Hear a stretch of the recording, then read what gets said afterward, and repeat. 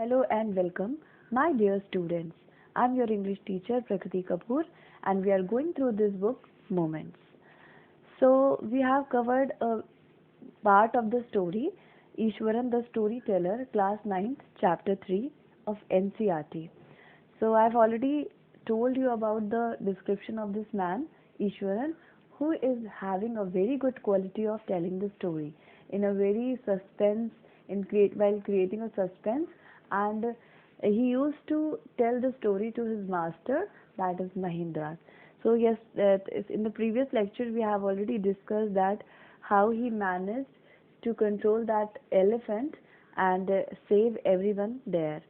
Now let's continue to the next part here.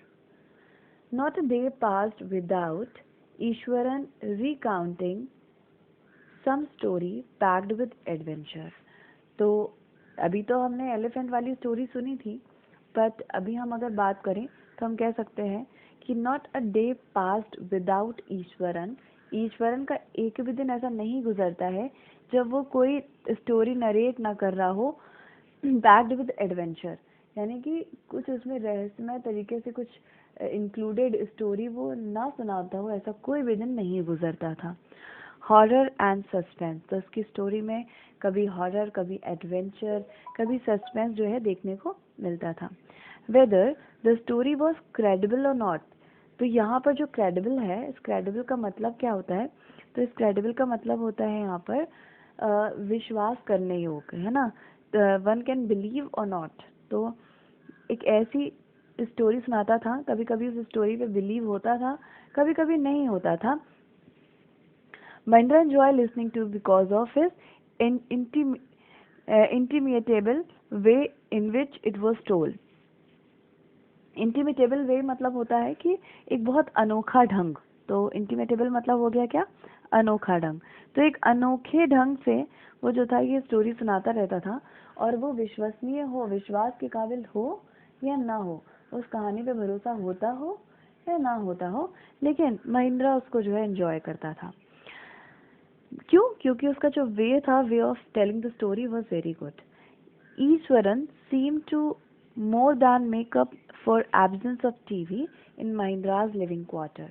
तो जो महिंद्रा है वो जहाँ पर रहता था, उसका जो क्वार्टर था, उसका जो पर्टिकुलर घर था, उस घर में टीवी नहीं था, लेकिन इस टीवी की कमी महिंद्रा को कभी भी महसूस नहीं हुई, क्योंकि ईश्वरन उसको हमेशा बड़ी अच्छी एडवेंचरस, बहुत रोमांचक सस्पेंस वाली स्टोरी सुनाया करता था. अभी आगे बढ़ते हैं, देखते हैं. वन मॉर्निंग, एक सुबह, फिर महिंद्रा वॉज हैविंग ब्रेकफास्ट. जब महिंद्रा जो मास्टर है वो अपना ब्रेकफास्ट कर रहा था, ईश्वरन आस्क्ड, ईश्वरन ने उससे पूछा. क्या पूछा? Can I make something special for the dinner tonight sir? क्या मैं आज रात खाने में, डिनर में कुछ स्पेशल बना दूं? After all today is an auspicious day. क्यों बनाना चाहता था वो स्पेशल? क्योंकि आज का दिन बहुत ऑस्पिशियस है. ऑस्पिशियस का मतलब अगर मैं आपको बताऊं तो हम कह सकते हैं शुभ. कहते हैं ना, बहुत शुभ दिन है आज. तो आज का दिन बहुत ऑस्पिशियस है, बहुत शुभ है. According to traditions we prepare various delicacies to feed spirit of our ancestors today sir. तो वो क्या बताता है? कहता है कि जो हमारा ट्रेडिशन चला आ रहा है, अगर हम अपने ट्रेडिशन के हिसाब से बात करें तो आज का दिन जो है बहुत खास है. क्यों? क्योंकि आज के दिन को हमारे जो एंसेस्टर्स हैं, एंसेस्टर्स क्या होता है? एंसेस्टर्स का मतलब होता है कि वो लोग जो हमारे पूर्वज रह चुके हैं. तो आप एंसेस्टर का मतलब लिख लीजिए. एंसेस्टर का मतलब क्या होता है? पूर्वज. तो पूर्वज, क्योंकि हमारे पूर्वज जो लोग होते हैं उनका दिन है आज, तो आज हम उनको डेलिकेसीज यानी कि बहुत ही डिलीशियस और बहुत स्वादिष्ट भोजन उनकी आत्माओं को कराते हैं. तो ये एक तरीके से श्रद्धांजलि दिवस जैसा है. तो जो हमारे पूर्वज होते हैं ना, हमारे यहाँ मनाया भी जाता है, हमारे देश में पितृपक्ष सुना होगा आपने, और फॉरेन में उसको जो है श्रद्धांजलि दिवस या इस तरीके का डे के रूप में मनाया जाता है. तो उसने क्या कहा कि आज का दिन बहुत खास है क्योंकि आज के दिन पूर्वजों के लिए अच्छा अच्छा खाना बना के उनको ऑफर किया जाता है. That night Mahindra enjoyed the most delicious dinner and complimented Eswaran. तो उस रात जिस रात उसने कहा था ना कि अच्छा खाना बनाऊंगा, उस रात महेंद्र ने सबसे अच्छा डिनर किया, मतलब बहुत अच्छा, बहुत स्वादिष्ट डिनर किया। और उस दिन उसने ईश्वर को कॉम्प्लीमेंट यानी उसकी तारीफ भी की ऑन हिज क्यूलिनरी स्किल्स। तो क्यूलिनरी मतलब होता है कि कुकिंग स्किल्स, है ना। तो उसकी कुकिंग स्किल्स की बहुत तारीफ भी की कि तुम्हारे अंदर बहुत अच्छा खाना बनाने की कला है। He seemed very pleased but unexpectedly. तो महेंद्रा उसकी तारीफ कर रहा था, बॉस तारीफ करता है तो कोई भी व्यक्ति खुश होता है, तो ये भी बहुत खुश हो रहा था, लेकिन बहुत अनएक्सपेक्टेड था। Pleased but unexpectedly launched into most garnish account involving supernatural। तो खुश तो दिख रहा था, बट अचानक से, गार्निश का मतलब होता है थोड़ा सा भड़कीले ढंग से या फिर थोड़ा सा शोई ढंग से, मतलब थोड़ा सा शो ऑफ के ढंग से या बहुत भड़कीले ढंग से उसने जो है स्टार्ट कर दी कौन सी कहानी सुनाना, सुपर नेचुरल। तो सुपर नेचुरल का मतलब होता है वो चीज़ जो नेचुरल नहीं है। जनरली भूत प्रेत की चीज़ों को, जो हॉरर चीज़ें होती हैं भूत वाली, उन्हें ही सुपर नेचुरल कहा जाता है। तो ईश्वरन ने सुपर नेचुरल स्टोरीज सुनाना शुरू कर दिया। You know sir, this entirely factory area we occupying was once a burial ground। तो क्या कहता है कि सर, क्या आपको पता है कि बेसिकली ये जो ब्यूरियल या बरियल ग्राउंड होता है, ये इसको कब्रिस्तान कहते हैं। तो क्या कहता है कि आपको पता है कि ये एक कब्रिस्तान हुआ करता था, ये कब्रिस्तान हुआ करता था, ठीक है। ही स्टार्टेड, तो कहानी सुनाना शुरू करता है कि जहाँ हम रह रहे हैं, ये जो फैक्ट्री का पूरा एरिया है, क्या आपको पता है कि ये कब्रिस्तान हुआ करता था।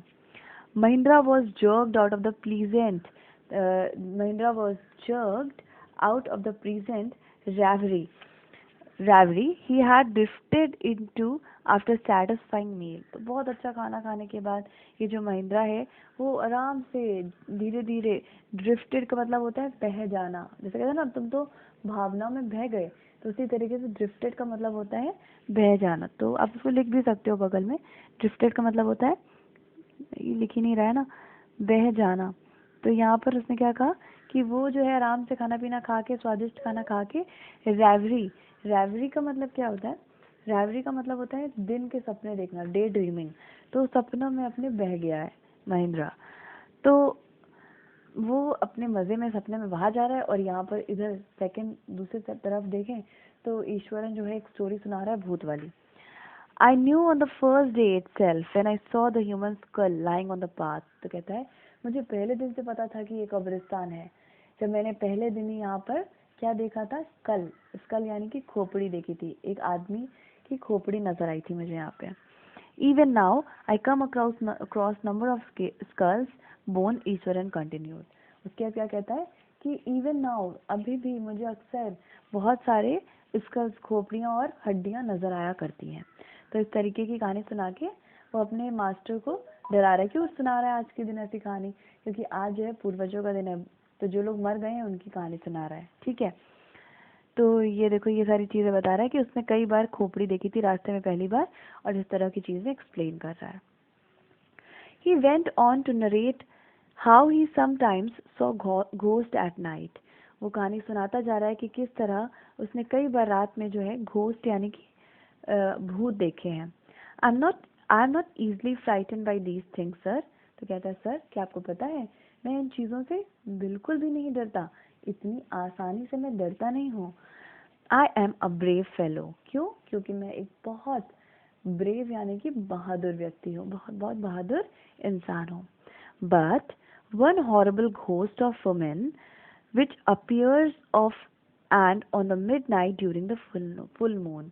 तो क्या कहता है कि लेकिन एक भूत है, एक औरत का भूत है, मतलब एक लेडी का भूत है, which appear off on the midnight, जो आधी रात में नजर आता है, on full moon। full moon के दिन को पूर्णिमा की रात कहते हैं, तो पूर्णिमा की आधी रात को वो नजर आता है वो भूत।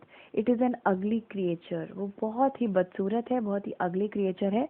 विद मैटेड हेयर, मैटेड का मतलब होता है कि इंटैंगल्ड, या फिर कह सकते हैं आप हिंदी में उलझा हुआ। तो उसके जो बाल हैं वो बहुत उलझा हुआ, उसका बालों का जो पूरा स्ट्रक्चर है वो बहुत उलझा हुआ है। एंड श्रिवर्ल्ड फेस, श्रिवल्ड का मतलब होता है रिंकल्ड, रिंकल्ड मतलब कि झुर्रियों वाला। तो बहुत रिंकल्ड फेस है उसका, लाइक अ स्केलेटन। तो जैसा एक स्केलेटन का होता है, जैसा एक कह सकते हैं आप, स्केलेटन समझते होगे, स्केलेटन का जैसा होता है उस तरीके का उसका फेस है। Holding a features in its arms, तो अपने हाथ में वो एक बच्चे को पकड़ती है और वो उसको देखकर बहुत डर लगता है, वो बहुत ही ज़्यादा हॉरिबल है। तो इस तरह की स्टोरी जो है ईश्वरन सुना रहा है। तो we will continue the story in the next session. For today, this is enough. Thank you so much. Stay blessed. God bless you. And do subscribe to the channel.